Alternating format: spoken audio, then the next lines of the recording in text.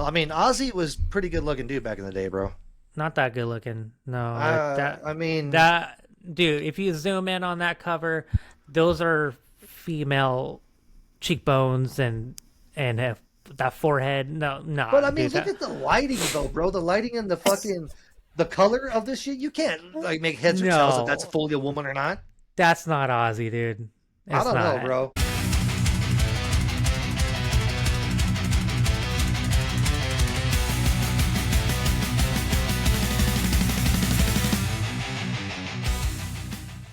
Ladies and gentlemen, welcome back to another episode of Riffs Reloaded. My name is Willie, and of course, alongside with me is my brother Nick. What's going on, bro? What's going on, all you fellow fucking metalheads out there? What's going on? What's cracking? We got a banger for you guys today. As you can tell by the title and the thumbnail, we're going to do another debut album today, and this one's going to be fun. We're going to do some classic rock. We haven't done a classic rock on this channel before, have we? The first Nope. time? First time, and it's a pretty damn big one to do. I think, in my opinion, as well. Damn right. I mean, we got probably, if not the two biggest classic rock bands, definitely two big classic rock bands. We got Led Zeppelin, first album, debut album that we're going to be talking about. And of course, along the other side, we're going to be talking about Black Sabbath's debut album. Before we get into it, Nick, did you have fun listening to these albums? I did, dude. It's been a while since I went back and listened to both of these albums in their entirety, and it was kind of refreshing. And at the same way, too, you're kind of like rediscovering new shit that you maybe had heard once before, but didn't pay too much attention to it, or kind of forgot all about and went back and rediscovered it. So it was kind of fun and refreshing to do. And by the way, little trivia note here: did you know that both of these albums, both of these debut albums, are both self-titled debut albums? They are, and they came out what 1 year from apart. Yep. Uh, Zeppelin was 69, Sabbath was 70. That's right. So just around the same time, and it's funny because both these bands also put out their second album within the same year of their first album. Yep. So that's a fun little fact. We might have to do a part two with their second albums, huh? I think that would actually be a great follow-up to this episode, to be honest with you, because I was Yeah. thinking a lot about their second albums as I was listening to these first albums and how they just kind of like go Yep. hand in hand with each other. So I think that would be a damn good idea, to be honest with you. Yeah, I definitely agree. Especially after listening back to both of these albums, it's kind of, in my opinion, incomplete. Maybe that's why they decided to create a second album right after the first album to kind of continue on what they started. I don't know. Yeah, for sure. I can definitely see that, dude. Both bands came out swinging though with their debuts. They definitely left their mark on the fucking Did. rock and roll industry when these albums came out, for sure. Yeah, I mean, without saying too much about each album, let's just jump right into it. We're going to start with Black Sabbath's debut album. And again, this came out in 1970 that year. And it has a total of, all right, this is where it gets tricky. So there's a lot of editions of this album. There's a European edition, there's a North American edition, there's reissued, there's fucking deluxe edition, there's all types of fucking kinds. So I think we're gonna be talking about the North American, right? Yeah, North American version that came out, the original North American version that came out, not the remastered, not the fucking deluxe, all that bullshit that came out years and years later. We're talking about the original North American version. So, for you guys out there in the audience, dive deep into us. Open up your Wikipedia, open up whatever, guidebook that you have on heavy metal music, and pull up Black Sabbath's first record, pull up Led Zeppelin's first record, and then do a little bit of a deep dive with us both, and let us know in the comments what you think. You disagree, agree? Let us know. Yeah, that's right. And you can follow along track by track. I'll leave all the track listings down in the description, so you guys can just hit the little button to see more, and you hell should yeah. be able to see all of the track listing down there, so you can go track by track with us. But Is yeah, that a new feature that we're adding to the show? I don't think I've included track by track in the description before, so yeah, this will be the first time. Well, look at that. We are stepping up in the fucking technology fucking Stepping business, up. bro. Look at that. So yeah, go ahead and follow along. We're doing Black Sabbath's debut album. Let's get into it. Track number 1, Nick. Black Sabbath. Black Sabbath, dude. I mean, right off the bat, you got Ozzy, you got Tony Iommi, you got Geezer Butler, and you got Bill Ward, the legendary classic fucking quartet of fucking Black Sabbath, dude. And they Yep. come right off the bat swinging with fucking Black Sabbath from their debut record, Black Sabbath. Yep. Iconic fucking song, dude. This pretty much gave birth to heavy metal. This song gave birth to the term heavy metal. I think Black Sabbath, they are regarded as one of the founding fathers of heavy metal. I think they are the founding fathers of heavy metal. And this song, track number one, right off the bat as a debut record, proved that they are the founders of heavy metal, dude. It had all the classic entanglements of a fucking metal record, dude, or a metal song. You've got the doom, you got the slow fucking Yep. chugging riffs, you got the fucking eerie shit going on in the background. You got Ozzy talking about the occult and talking about all this weird shit. You know what I mean? It was definitely a banger of a fucking song to open up the album with, and it was definitely a banger of a song to introduce the world to Black Sabbath. I couldn't have said it any better. Like you just said, a iconic song, Black Sabbath. This song definitely kind of, I feel like it told what Black Sabbath was about, but it kind of didn't as well because the song is actually a lot different from the album. The rest of the album was a little bit more upbeat, I guess you can say, and this album was very, just like you said, more doom. And it's very interesting that this was the first song on there because it doesn't, in my opinion, it doesn't fit the rest of the songs, if that makes You know, sense. it's kind of interesting too because I think that they couldn't have picked a better song from this record to open it up with, and I say that because of this. At this time that this album came out, everything is still flower power, everything is still happy, everything is still Yeah. fucking, flower childs and shit, you know what I mean, and all that garbage that was going on at the time. So you introduced the world to Black Sabbath. The name Black Sabbath alone invokes like a different feeling. You know, is this a shock rock? Is this a horror? Like, what is this? You know what I Right. mean? And at the time that all this shit was going on around the world of the hippie culture, they kind of came out and gave it a different shot in the ass. You know, you had all these rock and roll bands from back in the day, and they were great, they were good, but they all kind of had that same standard formula. You know what I mean? Like the Summer of Love type shit. You know what I mean? We're all gonna sing out "Kumbaya" on the fucking lawn and shit. And then here comes Black Sabbath with like, yeah, well, guess what, dude? Here's some dark, demonic fucking shit. You know what I mean? And I think it really shocked the system to the music industry in general at this time.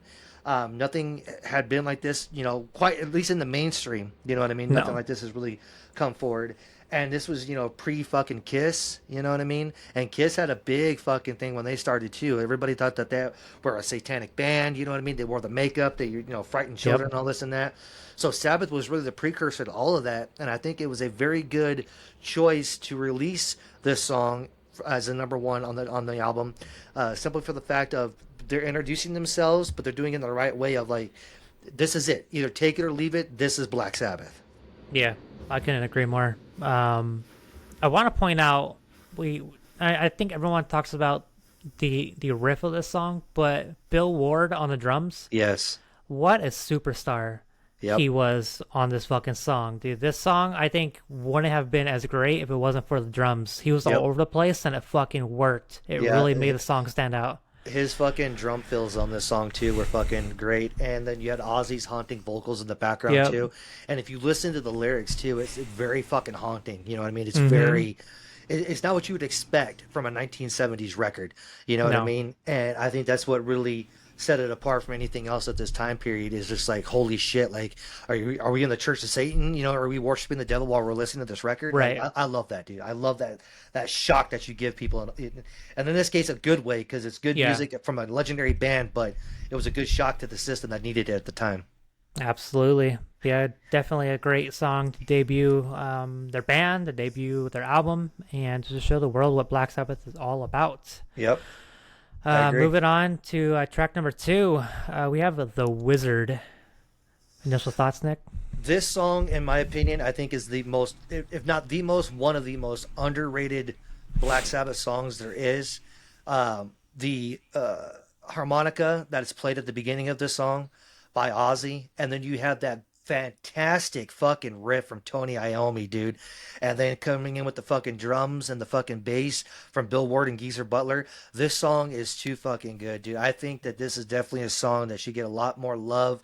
When people talk about Black Sabbath, they talk about Iron Man, they talk about, some of the other songs. I think this one is definitely in conversation with that. Is a top five song, in my opinion, for Black Sabbath, dude. Yep, couldn't agree more. I fucking adore this song. Like all the points that you just said is amazing. I think the song is very well paced too. It's a 4 minute 22 second song. The Yep. pace of the song really, really is like perfect. Doesn't need to be any longer. Doesn't need to be any fucking shorter. And yeah, just the opening when it comes in, you're just like, what the fuck is this? Yep. It's different, and then it just like hits you in the face. It's a damn good fucking song. And again, dude, like we talk about the founding fathers of heavy metal, that's Black Sabbath. Founding fathers of hard rock can be debatable if it was Led Zeppelin, if it was Deep Purple, some of those bands around that time. But they call themselves the Unholy Trinity. Well, they didn't call themselves. The media called themselves the Unholy Trinity with Purple, Zeppelin, and Sabbath at the time, right? Of hard rock slash heavy metal. Tony Iommi's playing the down tuned on his guitar, the riffs that he comes up with are simplistic yet haunting yet beautiful at the same fucking time, dude. It's like it's got like this energy to it that it just hooks you immediately. Like as soon as you hear that riff, you're like, oh my god, I'm already into this fucking song. You know what I mean? Like I'm entranced by it. Yeah. And I think that's what set Tony Iommi apart because especially at this time period, a lot of these rock and roll bands were still playing blues, influenced fucking rock and roll. You know what I mean? With the same style, blues playing. And Yeah. Iommi came over here and said, I can do that too, but fuck it, let's go down tuned and make it haunting. You know what I Yeah. mean? And he definitely is what made Black Sabbath stand out from all the other bands. And this song in particular, with that particular riff, is a good judgment into that. That it was fucking Iommi, dude. Like, holy Yeah. shit, what are we listening to? Yeah, I agree. I think the tone that he uses for Black Sabbath is definitely a Black Sabbath tone. Nobody else can recreate it. Correct. And like you said, I think that's what made them stand out a whole lot more than any other band. I do have some comments about his playing and some other songs that we'll get to, but yeah, this song definitely is an iconic song, and like you said, it should be played a whole lot more. I agree, and I want to get into Iommi too because a lot of people might not realize that he had an injury to his hand, to his finger, and that's what caused him to play the certain style that he plays, and why he's down tuned the way he's down tuned. So we'll get into that, I'm sure, as the show goes on. Let's move along to track number 3. This is pretty much 4 fucking songs into one. If you're reading along, this is the North American edition. So track number 3 has Wasp, Behind the Wall of Sleep, Basically, and N.I.B in it. That's a mouthful. It is, but I love this fucking mix, dude. I love the way all four of these. They're not even songs. Wasp is like its own little intro, like a 30-second, 45-second intro. Same thing with Basically, which is that bass intro into N.I.B. Yeah. This it was so good, dude. To fucking hear. Now, if you listen to music in the past of Black Sabbath, you probably heard N.I.B. With itself, not in this mix. You probably maybe heard Behind the Wall of Sleep, but to hear all these put together and the arrangement that it was put together and the way that all four of these different sounds culminated into N.I.B. into the finishing of that song on this track number 3, fucking brilliant, dude. Fucking brilliant. I really like the way that this was put together, dude. Yeah, I had mixed feelings. I definitely agree that the way that it was put together was very, very well done. It was kind of one continuous song, but it wasn't because there was definitely elements in this long 9 minute little mix, right? That were that was different. Yep. I could some of the songs in this one song. It was okay for me. I think, of course, the standout, like anybody, is going to be an N.I.B. For me. But I thought it was very well put together, though. I love N.I.B., dude. It's such a classic song. And when Ozzy sat down with Les Claypool of fucking Primus and did fucking N.I.B. cover, it was so fucking good, dude. Like, so many years later when they sat down and did that fucking cover, it was awesome. But I love me some N.I.B. and the way that they incorporate Behind the Wall of Sleep and Wasp into this, dude, was just fucking, in my opinion, it was really fucking good, dude, because it took you on a little bit of a different journey. Because Behind the Wall of Sleep is a like totally different song than N.I.B, Yeah, musically. But the way it's put together and then the way it kind of flows, the structure of this mix put together, I think was really well done. yeah, it was. Was this the track where one of the opening riffs, like the first two notes, sounds like Heartbreaker from Zeppelin? Oh Do you boy. do you recall it? It's like It could be. da da da da da da. I think it might be this fucking song. It But could. yeah, it's like It the could be first two notes is the exact same notes of fucking Heartbreaker, which of course Heartbreaker came later, but it was from just Zeppelin. interesting. Yeah, it was interesting. That is interesting. Um, If it is on the song, I didn't catch that. And I got to go back and listen to it now because that's interesting to find out. yeah, I think it might be like either Behind the Wall or maybe even Wasp. That's But interesting. yeah, go back and find out. But yeah, moving along. That was side A back in the day, and then moving Yep. on to side B. Side B, start with track number 4, which is Wicked World. What do you think, Nick? Um, this was my least favorite on the record. Um, it was good. The lyrics, I think, were the standout for me on this one. I know you said in the past that you're not a big lyric guy, like you could just say Mm-hmm. whatever, Yeah. but the lyrics in this song were really good. The middle of the song definitely sounded different than the beginning of the song. It had a Yeah. different feel to it, which I like that feel better than the opening of the song. Um, Definitely this one and the last one, a bit finger, Sleeping Village and Warning, that we're gonna get into in a second. I really don't think we're a necessarily good way to end the record when you started off so strong with Black Sabbath and fucking Mm-hmm. the Wizard, but I mean, it was all right. What stood out to me more was the lyrics that Ozzy sang in the song, and then definitely the change of pace halfway through the song. I agree 100%. Definitely not my favorite on the album, and honestly, a little bit of a forgotten song for me. Yes, absolutely. But you mentioned it, so let's move on to track 5, which is 3 songs, a bit of Finger, Sleeping Village, and Warning, which Warning is a cover. Yep. Thank you for saying that. Yes, so Warning is a cover, which is the last little bit that we hear off of this album. What do you think about this little mix? So I thought first thing that stood out to me was Geezer Butler's bass was Mm, fucking amazing in this these like medley of songs here. Coming in at 14 minutes too, the longest shit on the yeah. fucking album was way too Yes. long. But Yes. Geezer's bass stood out to me in this song, and Sleeping Village was like the best part of this medley to me. Of course, Warning was a cover, as you said, Yep. and it sounds almost identical to the original. I can't remember the group that put it out, but they put it out like 2 or 3 years before Sabbath Yeah. did. But it was decent. But yeah, definitely Sleeping Village is what stood out to me. I think that was a very different song than we've heard on the Yes. record, right up there with Wicked World. But it was okay. I just liked Geezer's bass, and I liked Sleeping Village. Yeah, same. Warning is actually alone is 10 minutes and 28 Yep. seconds. So majority of the song, of this 14-minute closer to this album, is actually the cover Warning. Yep. And you can all Um, tell that they were all just sitting back, fucking smoking doobies and shit, and like just yeah. playing whatever came to mind. You know what I mean? All these bands back then, which Yep. was hilarious. But yeah, dude. That's kind of what goes back what I just said earlier is that I feel like this album was incomplete. It was not finished. I kind of like the last song, 14-minute song. They shouldn't have been on this fucking album. I Yep. think they should have cut that and put 3 more fucking songs that were a fucking banger.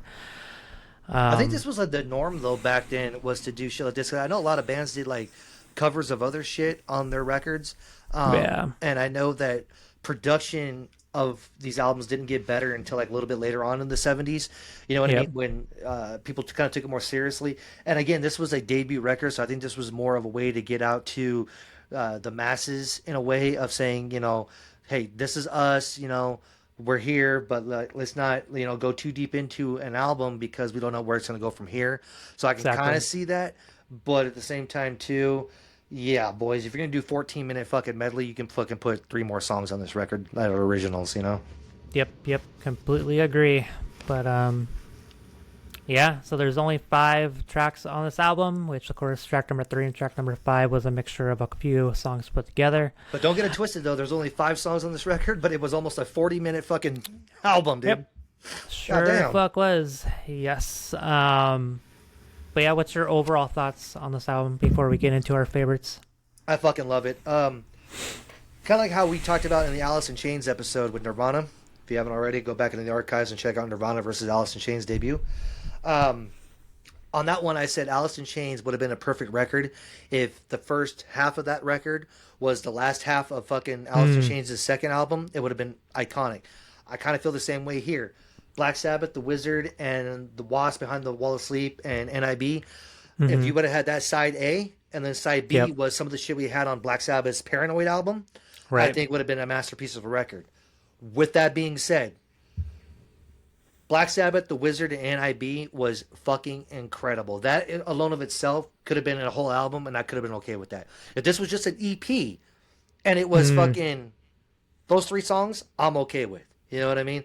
I thought the first 3 songs alone were fucking standout. I think side B was more of like, just hurry and throw something onto a tape so we can have a complete record, which I get for the time period that they're in. But I really do like these first 3 songs, dude. They really do speak. They still hold up today. They're fucking iconic, dude. And you just can't say anything bad about those first 3 songs, dude. So for that reason alone, I love this album. Yeah. Like you said, the first 3 tracks on this album really stood out the most. For me, I think Iommi, his playing in this album was good, but I can definitely tell that his style definitely progressed later on. Yeah. Because I felt like some of these songs, mostly the last 2, was a bit sloppy. And a bit just like whatever riffs, and for me, I didn't really care for it. It wasn't anything special, and especially coming off of Black Sabbath and fucking The Wizard, it's like, and then you give us the rest of that shit. It wasn't anything good for me. See, now we're going back to Tony Iommi, and for all the newer fans out there into heavy metal, if you're not aware, Tony Iommi, I think it was on his fret hand. He has a piece of the tip of his finger missing from an accident that he had while working in a fucking production facility in England before they started Black Sabbath. So he literally had an accident in the top of his, I think it was his ring finger, if I'm not mistaken. I think so. Was taken off. So that's why his playing is the way that it is, and why he down-tuned so he could help him better play the guitar with missing that tip of his finger. But going to what you said about the playing, especially in the last 2 songs, I shit on a lot of black metal bands that do the shitty production. I can't stand it. I know you want to try to be outlaw and be different and shit. I get where you're coming from, but just for me, I can't stand it. On the flip side, when you get to Iommi's playing on these last couple of songs and talking about the sloppiness, there's a part of me that doesn't mind it because it shows that they don't give a shit about being overly produced. You know what I mean? And the album itself isn't produced in a shitty way. No. So it's not like a black metal record where like the entire thing is just fucking shit to listen to. Right. But it shows a bit of realism and a bit of, that these guys just want to jam. You know what I mean? They're not trying to be perfectionists. They're not trying to be the next Steve Vai and those types of guys. But, they just want to jam and put out good music. I do agree, though, that the playing was a bit sloppy on certain sections. I agree with that 100%. But there's also, like I said, a part of me that just doesn't mind it because, to me, I get the vibe of these guys are just in a fucking room, chilling, fucking probably high as a kite, fucking doing this shit. And also, too, I didn't know if you knew this. During my research on this, I came across, don't know if this is true or not, this is just something I picked up on, that apparently this album was written in the studio with all 4 guys literally sitting around writing riffs and lyrics at the same time that they're recording the songs. That's hilarious. Isn't that like amazing funny to think about, though? That they made their debut album by writing it in the fucking studio, like off the cuff, like off the fly all of a sudden. Yeah. Yeah, that's fucking different. That's hard as fuck. I don't want to do that. So kudos to them. Hell no. That's awesome, though. That is fucking sick. If it's true. That's just what I came across. Oh, well, what's your favorite on this album, Nick? Woo, man, I love me some N.I.B, dude, but I think for this conversation, I think The Wizard is my standout song on this album, dude. Just the fucking harmonica. You wouldn't have expected the forefathers of heavy metal to have a song that includes a fucking harmonica and then Mm-hmm. bust in with that badass riff, dude, into that song. I think just that in of itself is just amazing. So The Wizard for me, hands down, is my favorite song. Yep, I second you. The Wizard is my favorite song on this album. It's more of a complete song, and the song again is a perfect pace, and it really shines through all of the more slowy and kind of rush put together songs on this album. So yeah, The Yep, Wizard is definitely the best song. agreed. And if But N.I.B was its own standalone, I think N.I.B would be a close second. yes, exactly. Worst song. I got to go with Wicked World. I would have picked the last one, but I'm not going to because Warning is a cover, and I Mm. did like Sleeping Village, so I'm gonna have to go with Wicked World on that one. Yeah, if we're not counting covers, then Wicked World definitely is the worst song on this album. Um, Hell yeah, we're in agreement there. but overall, that was Black Sabbath's debut album. You like it, you love it. You gotta appreciate the art that they produced. And again, just like Nick said, this album alone, just the first track, Black Sabbath, really showed what heavy metal was going to become. Yep, 100%. This was the staple record at the perfect time to put out to the world that this is, in fact, heavy metal. No more bubblegum rock and roll with the fucking Beatles and Elvis Presley and all this fucking Summer of Love shit. Yep. This is fucking heavy metal. It's supposed to be scary. It's supposed to be dark. It's supposed to be something that you're not supposed to listen to, so it's taboo if you do. This was that fucking record. Yep. Could not agree more. With that being said, I want you all to go to our X page, our Instagram page, follow us there at Riffs Reloaded. Yes. Of course, drop a comment down below here on YouTube or on Spotify, wherever you're listening or watching this. Please subscribe, and yeah, just join the conversation. We do this once a week, and we put out some pretty cool content, I think. So if you all enjoy it, please show us some love as well. Hell yeah. Get us in the comments. Did we get it right with Black Sabbath, or do you have a different take? Let us know. Let us know. And with that being said, let's move on to our second band. That band is, of course, the Led Zeppelin with their debut album, self-titled Led Zeppelin, which came out in 1969, just a year prior to Black Sabbath's debut album. And oh boy, do we have an album to talk about. We do. We do. Robert Plant, Jimmy Page, John Paul Jones, and John Bonham, man. What a quartet this was, too. Oh my God, dude. What is some great music back in the day, though, man. Like, these bands that were just coming up, that were just emerging, across the pond over in England, and the bands that were here in the States, man. Like, holy shit, dude. What a time to be a fucking hard rock / heavy metal music fan, dude. Yeah, man, especially when you just came out of the 60s and things were a bit slower, and then you bust out with Sabbath and Zeppelin. It's like, Yeah. all right, now I can like kind of bang my head a bit. It's like, all right, okay, this is fucking fun. It's different. I like it. I'm gonna get all into it. Yep, because again, too, you even had Deep Purple at this time, but they had songs like Hush, which is a Yep. good song, but again, it's Right. bubblegum rock, you know what I mean? It's like Hush, Hush, do do do do do do do do, you know what I'm saying? It's like, it's a good song, Yeah. but it's bubblegum rock, you know? Yeah, I agree. Here we get into fucking good times, bad times, I've had my share, and then you had fucking Sabbath, fucking doom-ass metal fucking opener to Right. their fucking record. It's like, yeah, we're on to something different here, boys and girls. Exactly. Yep. With that being said, let's jump right into it. Track number 1, Good Times to Bad Times. What an iconic fucking song. Yep, this was a great opener. The whole fucking song, you can't say anything bad about. 2 minutes and 45 seconds was a perfect time for this song as well, for the opener. The solo, of course, is iconic. The whole band, like, just together on this one song, dude. Robert Plant's voice belting out the fucking lyrics, dude. It's just like, this is a fucking great opening song to a fucking debut record.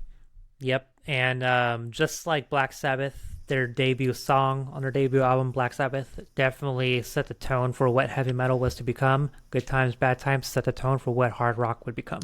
Yep, I agree with you 100%.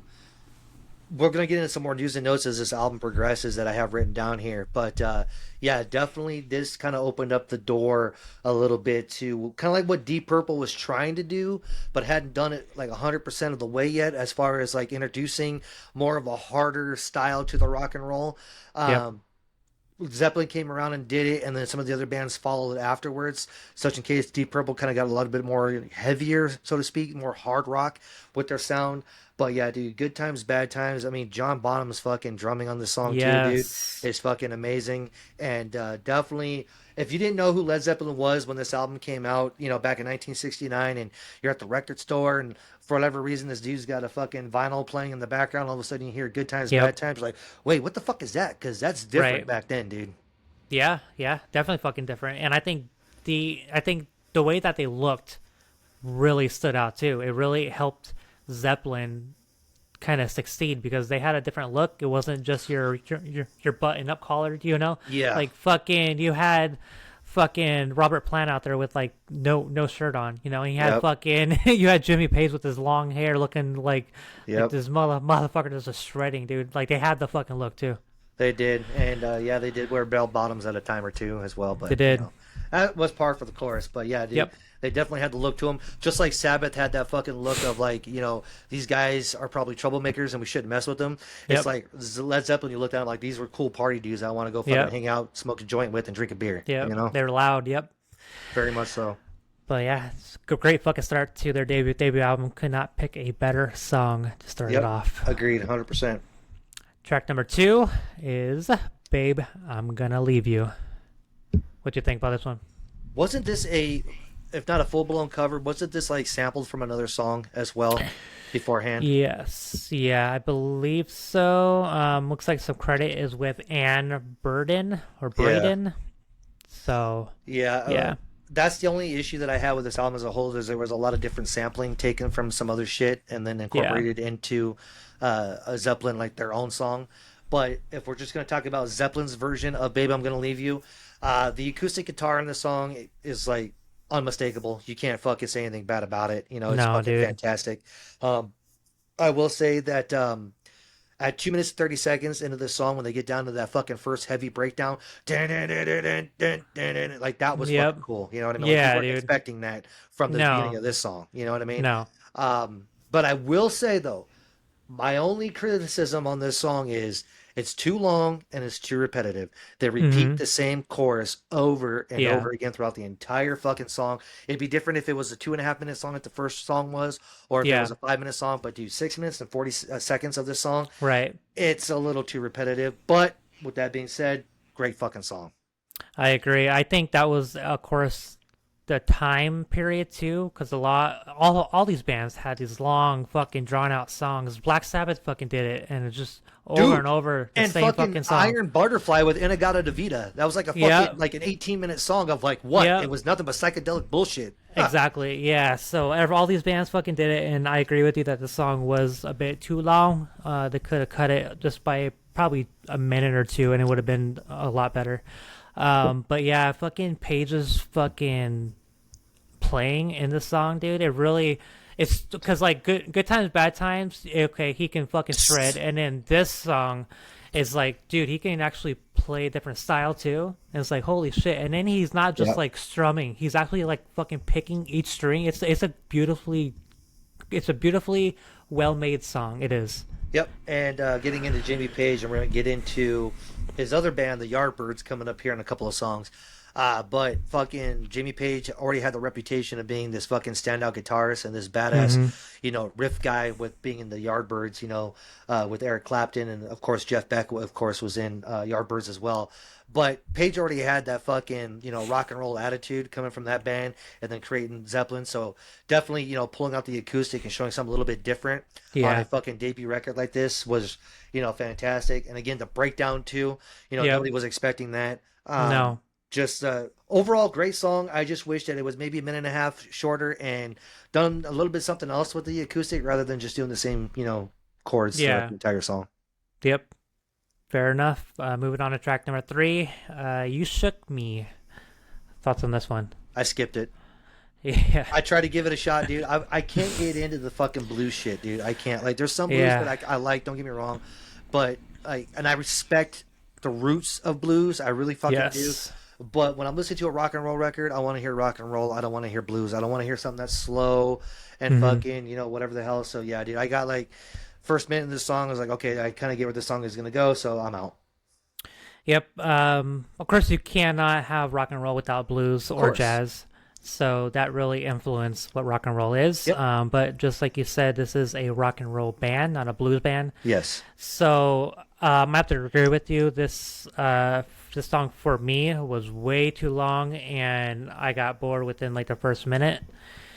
And unfortunately, it was just not a good song to put on this. I think this song should have been like a later release song, not track number 3. I 100% agree with you. If you are going to put this song on the record, yeah, maybe middle of the record, somewhere a little bit later down the line. But yeah, dude, Yeah. fucking third song in, after we got the first two, you're going to give us this shit? Nah, Yep. doesn't work for me. Yep. Let's move on to another banger, track number 4, Dazed and Confused. Blues heavy, very blues heavy, but dude, was this fucking song heavy as shit. You know what I mean? Yep. Bonham again on the drums, dude. Holy shit. Did he make Yep. the fuck out of the drums on this song, dude? Jimmy Page on the guitar, Plant's vocals. I mean, you can't say anything bad about this song. And again, this is not a Zeppelin original. Nope. It's not. It came from the Yardbirds. Yep. From the Yardbirds. But Page put a little bit of a different spin on it. Zeppelin, of course, put their spin on it. Plant put his spin on it, and it became a Zeppelin song. Yes. But dude, this is one of my favorite songs on this record, dude. It's Mm-hmm. not my favorite, like top V favorite, but it's one of my favorites on this record. Yep. Completely agree. I think Robert Plant's vocals and the range that he showed on this fucking song, dude, Yeah. really showed what he could do. And of course, in the later years and albums, it really you know what Plant has. But on a debut album, this song I think is what showed everyone what type of range he has. Yep, I agree, dude. And the soul of a woman was created below. I love it, dude. And again, I think Good Times Bad Times was like a rock and roll fucking great song, and then this song was more of like, oh, it kind of sounds not as happy now. Yeah. It kind of took a turn, and you're like, oh shit, what are we listening to now? That's pretty cool. Yep, I think that as far as like more of a serious tone, not only musically but lyrically, I think we got a little bit of a precursor into what heavy metal could have been. Yes. Before Sabbath came out with their record. And there's one other song on this record that we'll get into coming up later on that was definitely okay. This is the fucking precursor to what heavy metal is going to be. But yeah, Dazed and Confused definitely, dude, has that heavy overtones in the lyrics and the music. Definitely a fucking fantastic song.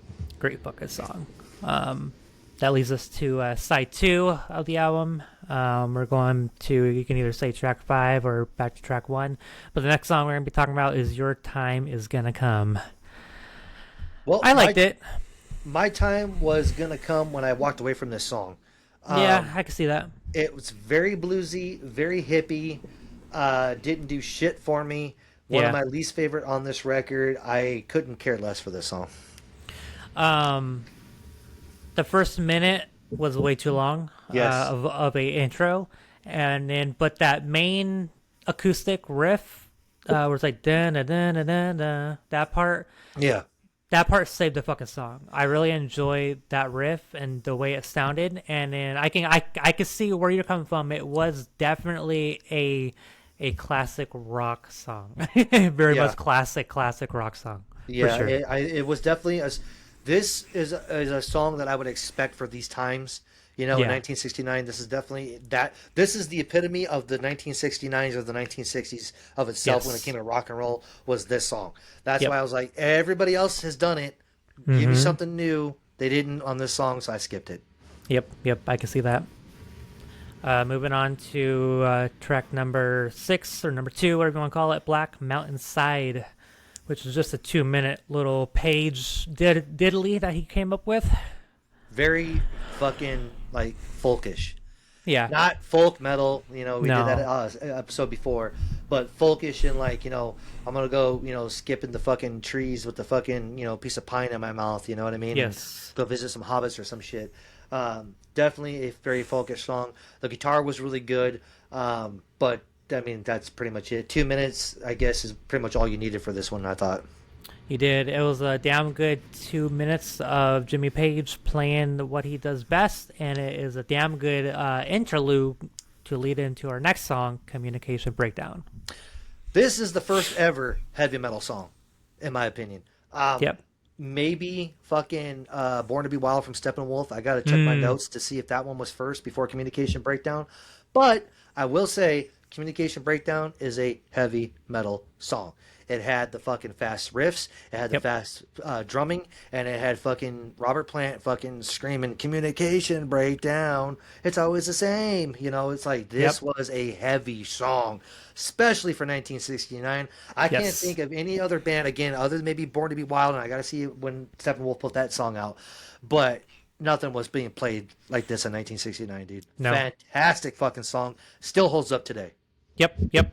This is definitely the fastest song on the entire album. The most heavy song, just like you said. And it's funny that we had, Good Times, Bad Times. You had Dazed and Confused, and you had Communication Breakdown all on one album and all on their debut album.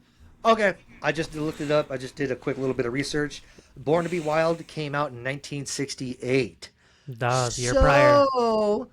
It's got to be stated correctly that I think Born to Be Wild is actually the first heavy metal song. And the term heavy metal was used in that song. Heavy Metal Thunder. Yep. Heavy Metal Thunder. That lyric was used in that song. So, yeah, I stand corrected. Born to Be Wild from Steppenwolf, 1968, 1 year prior to this, is definitely the first heavy metal song by Communication Breakdown.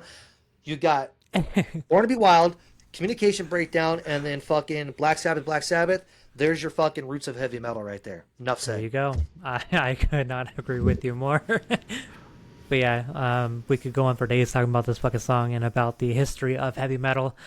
Yep. But for the sake of time, let's move on to the second to last song on this album, I Can't Quit You, Baby. My notes I have, it's a cover, nothing else. Yeah, same.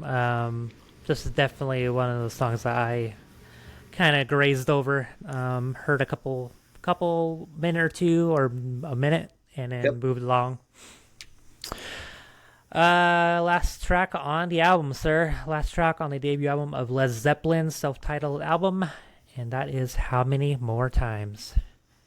Long song, bro. I was gonna say, how many more times are we gonna listen to the song at 8 minutes and 28 seconds? Probably not like too many times. No. It's an okay song. It's very psychedelic.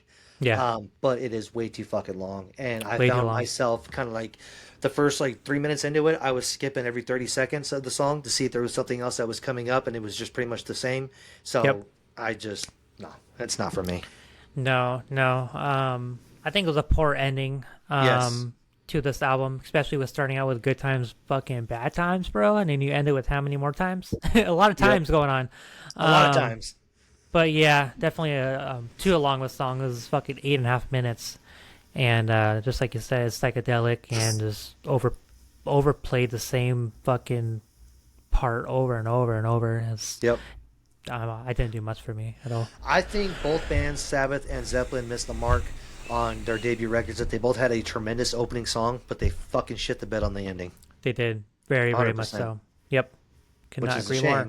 And and usually, back in the day, side one was always the fucking banger, and then side two was kind of like the B sides.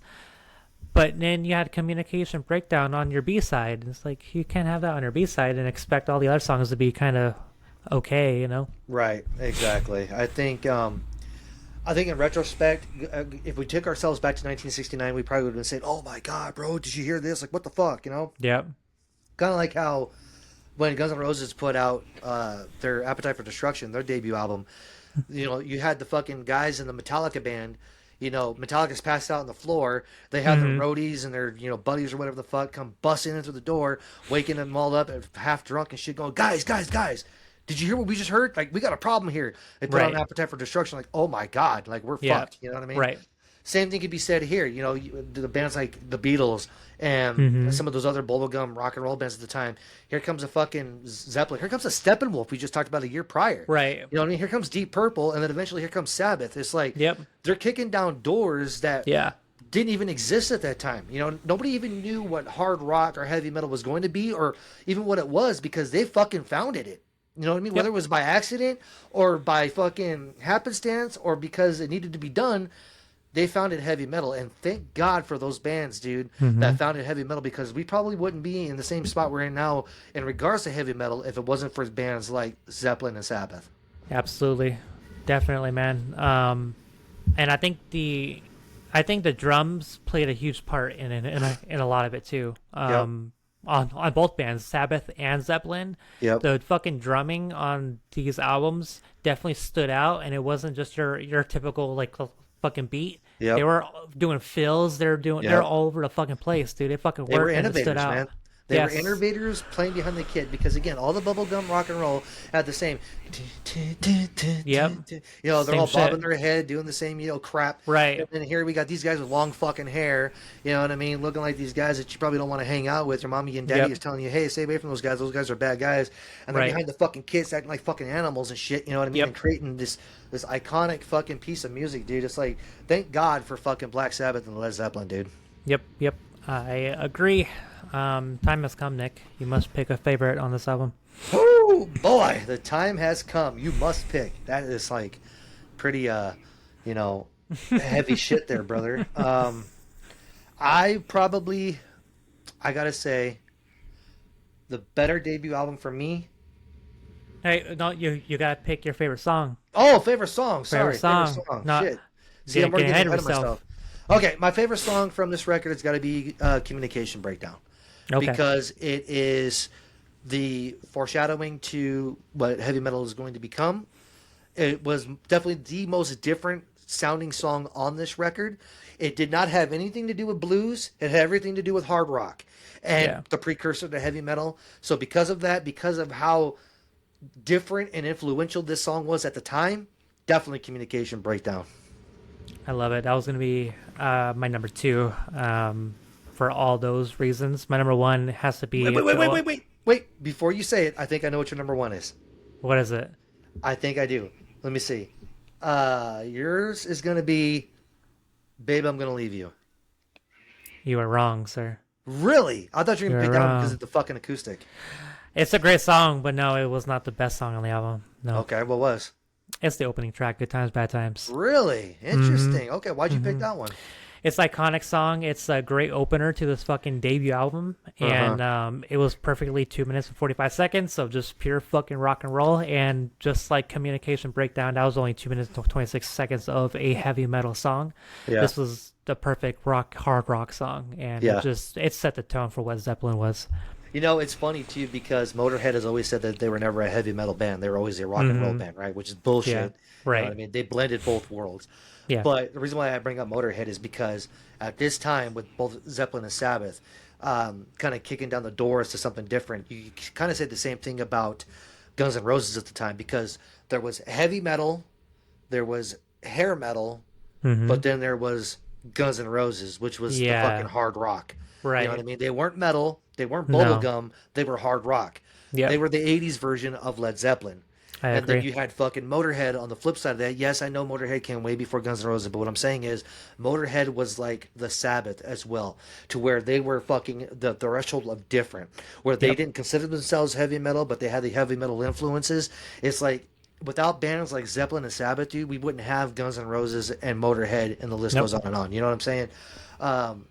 But I just appreciate so much of what both bands did on their debut albums by breaking down those doors, because holy shit did this need to happen, especially in the late 60s early 70s, coming out of the whole flower power shit, dude. Like, this desperately needed to happen. Yep, I completely agree. All right, it is time now, Nick. To Ah. pick your favorite debut Are album. you sure I'm not jumping the gun? Yes. Sure. So your only options today, Nick, is Led Zeppelin's self-titled debut album or Black Sabbath's self-titled debut album. I gotta go with it, man. I gotta say Black Sabbath. Black Sabbath Okay. won it for me. Black Sabbath is the better debut album. I will say this because the first three songs alone on fucking Black Sabbath were fucking truly iconic, truly the first foray into heavy metal of what would become heavy metal. I loved Led Zeppelin, don't get me wrong, but just like we were talking about with Alice in Chains, dude, and in reference to Black Sabbath, I'm gonna say the same thing for Led Zeppelin. If you had a certain number of songs on the record, took those out, put from album 2 onto those on the first debut, holy shit, we're talking Right. about iconic fucking records. Yes. Zeppelin missed the mark for me only because there was way too much blues. influence into this record, but it was supposed to be a rock and roll. I get it. Everybody at this time did it. I get that, folks. But what I'm saying is, I want to hear a good hard rock debut album. And what I got here was a mixture of fucking blues and rock. The parts that were rock were really fucking good, dude. But I mean, dude, just something about Iommi's playing, dude, it just sucks you in, man, and it just makes you want to get evil and run around in a fucking graveyard and just fucking, doing terrible shit. And I gotta go with Black Sabbath, dude. That's a fair What about pick. you? Um, oh man, all the reasons that you said were legit and fair, but unfortunately, my favorite has to be on the other side, and I have to pick Zeppelin as my favorite debut album. Okay, nothing wrong with that at all. Iommi playing is, of course, iconic and great. However, I thought his playing was a little bit sloppy on the debut album. I think his later years were a lot better. And I think Jimmy Page just blew him out of the water on their debut album.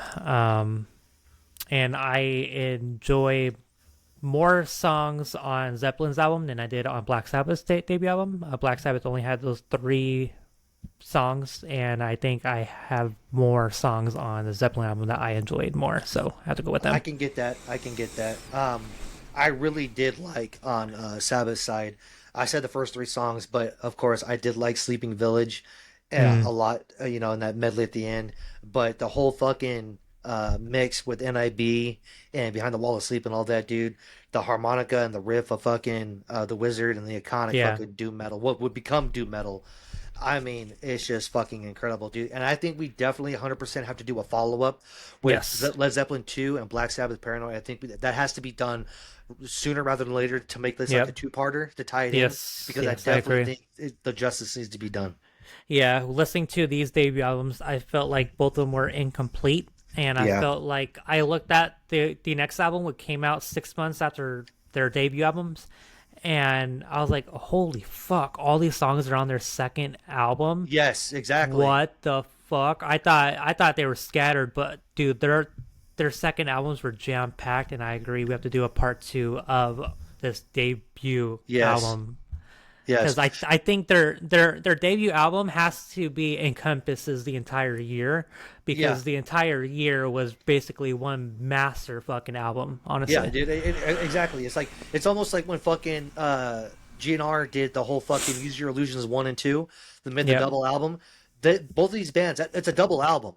You know what I mean? Both debut albums and then their second albums to follow up were definitely double albums. They weren't standalone single fucking albums. Almost like Load and Reload from Metallica. Yes. This is that version of it fucking 10 years, 20 years prior. So I think we definitely have to do like ASAP. We have to do the follow up to this episode, dude. 100%. I 100% agree. And I think we just got our next episode. So you watching this, if that episode has not dropped, I hope you stay tuned, because it will be dropping very, very soon. Yes, agreed. All right. So you picked Sabbath, I picked Zeppelin. How about cover art? Gotta go with Sabbath. The album cover is like, if I'm looking at a fucking record shop in, let's say, Southern California, where there's a bunch of surfer dudes, everybody's hippie love, or even in San Francisco, Northern California, where the hippie shit was really, taking place. I was in a record store and I come across this shit. I'm like, what the fuck? I gotta buy this and find out what the fuck it is. Especially if I'm tripping off of fucking LSD like everybody was back then. I'm like, holy shit, what the fuck is this? So I gotta go with Black Sabbath, dude. The imagery, it was haunting. It was fucking. You knew by the name of the band, and then you looked at the album cover. You're like, I'm in for a treat here. Fucking yeah, I gotta pick Black Sabbath. I 100% agree. Black Sabbath's cover is very, very, very grim, and it definitely matches the name of the band. And looking at it, you're like, is this some fucking weird ass house in the back? This weird ass fucking lady standing there, dude, and like, everything looks dead and it's like grim. It's just a grim cover, and it's definitely a cover that stands out for me. Now here's my question, and I never did get this ever like confirmed. I don't know shit, so I'm legitimately asking a question. Is that person on the cover of Black Sabbath, is that Ozzy or no? I thought that too, but I think it's a woman.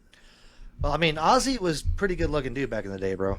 Not that good looking. No. That dude, if you zoom in on that cover, those are female cheekbones and that forehead. No. But I mean, look at the lighting though, bro. The lighting and the The color of this shit, you can't like make heads or tails if that's No, fully a woman or not.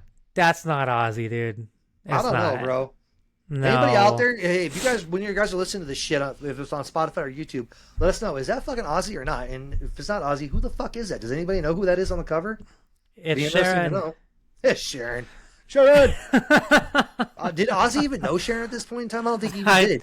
No, shortly after, but I don't think at this time, no. No, I don't think so either. Oh, trivia question. Since you like to throw it in my fucking face all the time, here's a question for you. Did you know what Black Sabbath was going to be called before Black Sabbath? Or what they actually were called before they settled on Black Sabbath? Oh, fuck. I No don't. cheating. No, I don't know. Earth. Okay, good thing it went with Black Sabbath. Literally fucking Earth, bro. We already had Earth, Wind, and Fire, and now we're going to have fucking Earth, bro. Well, not a way to stand out. Yeah, dude, we're a fucking heavy Thankfully, metal band from fucking England, and we're called Earth. Earth. No. All right. That's great. No. But Great yeah, episode. that was our debut albums from Black Sabbath and Led Zeppelin from 1969 and 1970. And of course, like we just said, we're probably going to be doing a part two, which their next albums came out in the same year that their debut albums came out, which is like 6 months later. Yep. But yeah, man, this was a banger. I enjoyed it. I loved it. We went on to do a classic rock episode for a while, and it just happened to come up like, well, what if we did fucking Zeppelin and Sabbath? You know what I mean? Two iconic fucking hard rock heavy metal bands of their respective time periods. They both had iconic fucking debut albums. Why not? And now look, it got us into an episode 2 that we're going to have to do on this one. That's how, legendary these bands were and how great these albums were. Damn right. Couldn't have said it better. But with that being said, I want to encourage you all to, again, go to the X, go to Instagram, follow us there, hit the like button, comment, subscribe here on YouTube, and follow on Spotify, all that good stuff. We would appreciate all your support. And looking forward to putting out some new episodes for y'all. Yes, sir. Hit that like button, hit that comment button, hit the share button, hit all the fucking buttons, man. Just button the fuck out of it, please. Do 'cause it. We need your fucking support. Do it! Do it. But yeah, that being said, I'm peacing out, Nick. Yeah, I'm out too, motherfuckers. Y'all stay heavy. All right, man. Peace out.